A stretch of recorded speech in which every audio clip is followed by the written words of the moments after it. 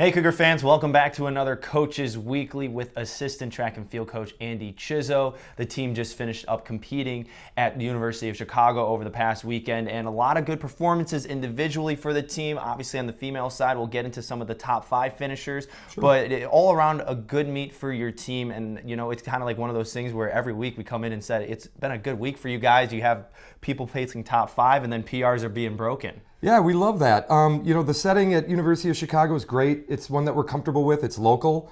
So we kind of go in there with the feeling that we can be confident and, execute. So works out really well. Well, let's go into a little bit deeper of like some of the top notable finishes. Avery Jones on the men's side placing top 5 in his event, but on the female side, a lot of top 5 finishers as well. Yeah. Zara Samora took home 2 top 5 finishes. She got second in triple jump, third in long jump, but then also to your throwers as well. Madeline Babinski and Gabrielle Harding really did a good job in their weighted throws and also in the shot put. Yeah, absolutely. They've been competing now and being a little more consistent, which is great. The more consistency you see over time, the more you're going to start seeing bigger and bigger throws out of them. I know with Gabby in general, she's been kind of frustrated a lot with the shot put as of late. So we've been focusing more on the weight throw for her, and big throws are coming her way. We know they are. And she'll even say the same thing as she executes more and gets more consistent. She's just going to get more confident. And going on kind of like this recurring theme that we've talked about on the show is it's a long season in the indoor season, building up for that final conference meet that's coming up soon for you guys. Mm-hmm. But during those meet to meet, like where you're practicing in the weeks coming up to that conference championship, how do you make sure that the athletes are staying focused on the meet to meet instead of just focusing on the conference goal? Oh, that's a tough one. As you can imagine, all of that strength and conditioning, all of those workouts that they do, all of the hard asks that we ask of them, it's just you got to sometimes come in, embrace the suck, and perform as best you can and execute as best you can. It's the weeks prior to that we try and set them up for success, right? Those are the grinds. And, trying to stay positive. Obviously, I'm a pretty positive-minded person, around me and stuff like that too. So that's the best you can do. That's the best you could do. Well, the good news is, too, for you guys, the end of the indoor season is coming with some warmer weather. We've been very fortunate to have some 40-degree weather in the Chicagoland area, which I'm going to take that. I'm okay with walking out in just a sweatshirt and sweatpants, no jacket or anything, and no hat as well. But you guys have been able to get outside a little bit and get into the elements and get back into what traditional track and field is outside. How has the athletes felt about that, being able to get outside a little bit? It comes and goes. There are times, like anywhere around 50 degrees is great, right? We can get the throwers outside and stuff like that. Distance, runners, they don't mind. They'll just go out. I mean, snow or no snow, they're kind of acclimated to it. They can kind of handle that kind of stuff. Sprinters, no way. That's just a different element. It's a different type of trying to stay warm in that sense, and warming up alone, on the sprint side is a kind of a difficult process in and of itself. So yeah, there are some event types that love that kind of stuff, and there are some that just don't.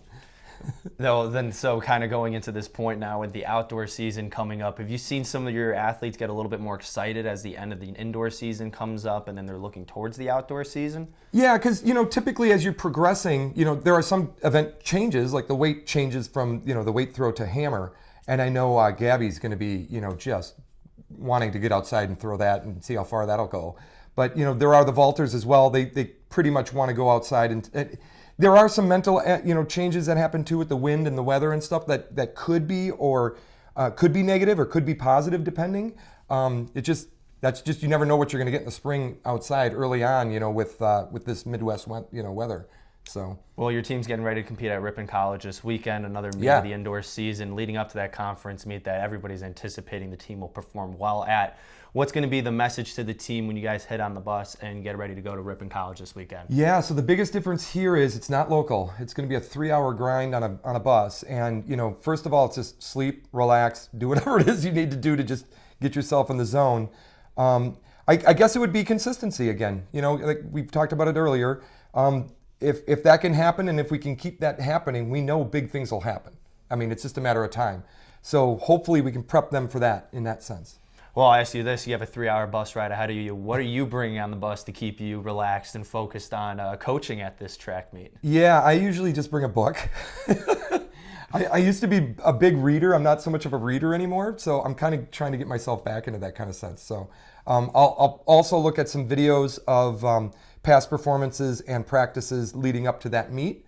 I'll look for inconsistencies or weaknesses that maybe I could 1 or 2 cue our throwers or vaulters into that meet as well. So yeah, there's a lot of there's a lot of things that could go into 3 hours. So. Well, there you go. Well, luckily for our Cougar fans, if you can't be able to make the 3-hour drive up to Ripon College, you could follow along with the meet at cucougars.com.